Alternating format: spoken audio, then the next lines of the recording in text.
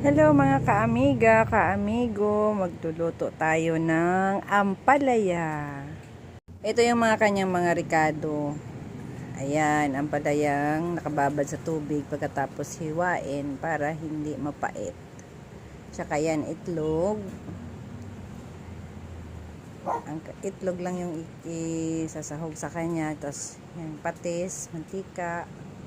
Tsaka yan yung mga rikado niya. Yan yung gagamitin kong kawali. So, pinapainit ko na yan.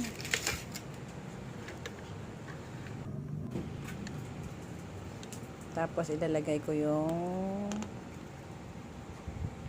kanyang mantika. Ayun, ilalagyan ko na siya ng mantika. Kasi medyo mainit na yung kawali. Yan, medyo dinadamihan ko lang siya. Tapos, ang isusunod natin ay ang bawang na aking mga hinihiwang lamas. Ayan, bawang muna yung nilalagay ko. Mas maraming bawang, mas masarap. Ilalakasan ko rin kunti yung apoy. Parang malapit na atang maubos yung gas ko kasi kulay pula na yung kanyang apoy. Yan, pamikos-mikos lang. Mikos-mikos. Para maging brown-brown konti.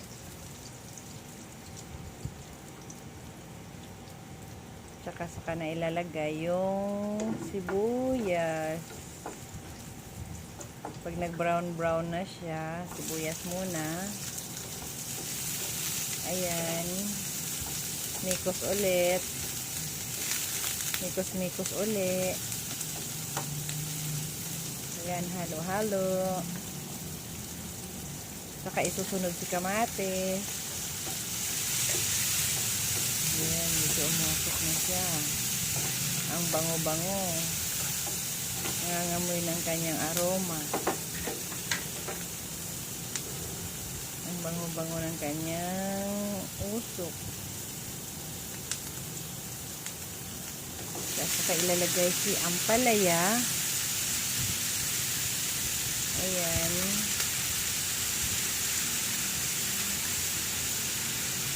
Ilagay ko na lahat.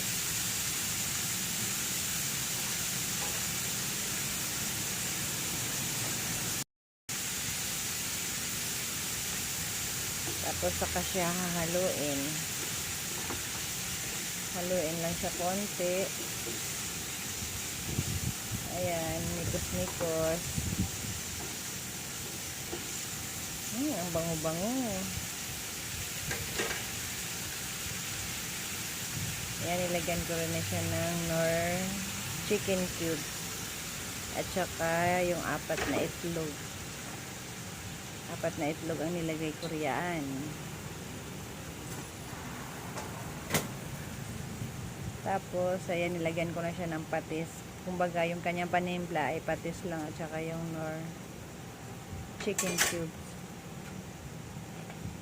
Wala nang ibang nilagay. Kung hindi, yung patis lang at saka Knorr. Tapos, halo-halo lang siya.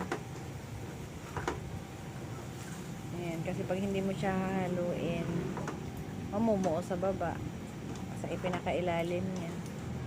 Kailangan hahaluin mo siya. Ayan. Ang sarap. Ang bango-bango. Tapos ay tatakpan. Palutuin siya muna ng konti.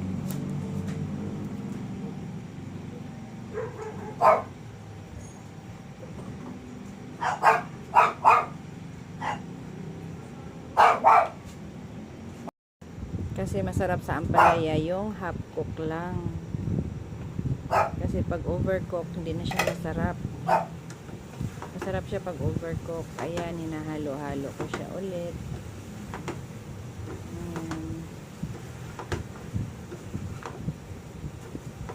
Konting halo.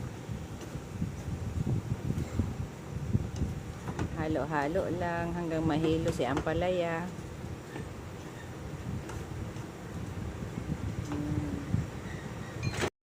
Ang sarap-sarap nito. Tapos i-partner mo sa isda na prito.